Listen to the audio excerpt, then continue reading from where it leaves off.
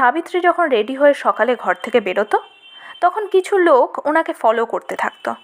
রাস্তায় সাবিত্রীর উপরে তারা পচা টমেটো, ডিম, গোবর, পাথর এসব ছুঁড়ে মারত। একদিন সাবিত্রীর ধৈর্যের বাঁধ ভেঙে গেল।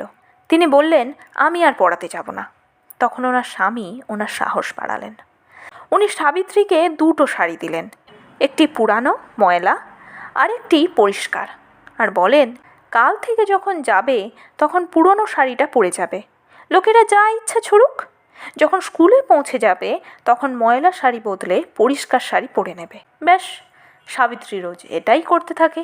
কিন্তু যারা পাথর মারত তারা তো থামল না।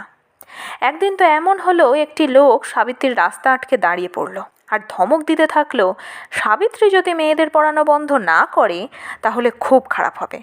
সাবিত্রী ওই লোকটিকে জোরে একটা থাপ্পড় কষালো। তারপর কি হলো